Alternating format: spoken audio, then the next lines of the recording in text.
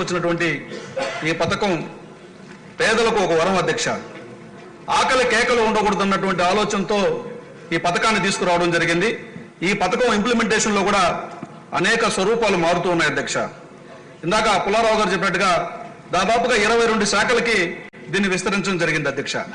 కానీ జాబ్ కార్డుల విషయంలో ఇప్పటికీ తట్ట పలుగు పార ఉన్నటువంటి శ్రామికులకే జాబ్ కార్డు ఇస్తున్నారు. నేను చిత్తూరు జిల్లాలో 2,64,069 మంది జాబ్ కార్డు హోల్డర్ ఉన్నారు అధ్యక్ష. నేను అడుగుతున్నా, ఈ తట్టా పలుగు పార తప్ప వేరే కాంపోనెంట్స్ ఇప్పుడు పిఆర్లో రోడ్స్ చేసినా కూడా ఉపాధి హామీ నిధులతో చేస్తున్నాం.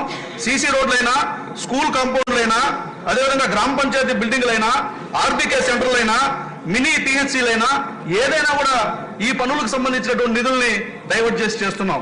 అయితే ఇక్కడ మనం రాష్ట్రంలో చూసుకున్నట్టయితే తమిళనాడులో కానీ కర్ణాటకలో కానీ వలస కూలీలు ఎక్కువగా ఉన్నారు అధ్యక్ష. ఎందుకంటే మేస్త్రీలుగా ఉన్నవారు ఈరోజు తమిళనాడులో కానీ కర్ణాటకలో కానీ శ్రీకాకుళం నుంచి చిత్తూరు దాకా వలస వెళ్లి బతుకుతున్నారు అధ్యక్ష. ఈ నేపథ్యంలో నేను ఒక ప్రపోజల్ చేస్తున్నారు గౌరవ పవన్ కళ్యాణ్ గారికి, ఈ మేస్త్రీలుగా ఉన్నటువంటి వాళ్ళకి కూడా జాబ్ కార్డు రిలీజ్ చేయడం వల్ల ఈ వలసలో నివారించే అవకాశం ఉంటుంది అధ్యక్ష.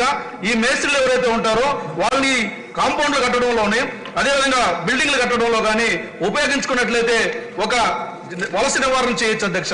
అదేవిధంగా ఎలక్ట్రికల్ చదువుకున్నటువంటి వాళ్ళు, ఐటీఐ చదువుకున్న వాళ్ళు చాలా మంది ఉన్నారు అధ్యక్ష. ఎలక్ట్రికల్ వర్క్స్, ప్లంబింగ్ వర్క్స్, వీటన్నిటి కూడా దీంట్లో కొన్ని మార్పులు తీసుకొచ్చి వాళ్ళందరికీ కూడా జాబ్ కార్డులు ఇవ్వడం వల్ల లోకల్ గా గ్రామాల్లో ఉన్నటువంటి వాళ్ళు వలసలు నివారించవచ్చు అన్నది నా ప్రతిపాదన అధ్యక్ష. గౌరవ పవన్ కళ్యాణ్ గారు సామాజిక స్పృహ కలిగినటువంటి వ్యక్తి, అదేవిధంగా కేంద్రంతో కూడా సత్సంబంధాలు ఉన్నాయి కాబట్టి ఈ ప్రతిపాదన కేంద్రానికి కూడా పంపించి ఒప్పించాలని చెప్పి మీ ద్వారా మనవి చేస్తున్నా అధ్యక్ష. సింధూర్ రెడ్డి గారు.